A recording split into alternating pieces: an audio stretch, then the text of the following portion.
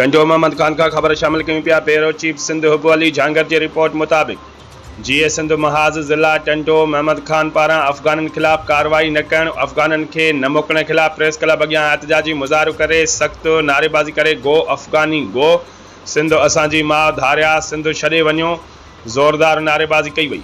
उन मौक़े ते जीए सिंध महाज़ ज़िलई सदर अयूब कोरेजो, असगर नूनारी, सलीम हाले पोटो, सद्दाम ज़ंगेजो, वॾेरो मुजाहिद हाले पोटो, सलेमान थईम, ज़ाहिद जसकानी ऐं ॿियनि ख़िताब कंदे चयो त सिंध में अफ़गाननि ख़िलाफ़ कार्रवाई न थी आहे, न कैंप लॻाई वई आहे, न नादरा तरफ़ां ठहियल अफ़गाननि जा कार्ड ठहण जे करे स्कूल में एडमिशन ॾिनी वई आहे।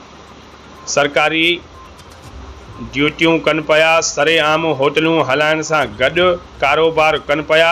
सितम ज़रीफ़ी आईना आहे त प्लाट जायूं दुकान अफ़गाननि जे नाले ते ठहियल आहिनि। अफ़गानी सिंध लाइ नासूर आहिनि। सिंध मां फ़ौरन निकाली ॾेई पंहिंजे मुल्क मोकिलियो वञे। जारी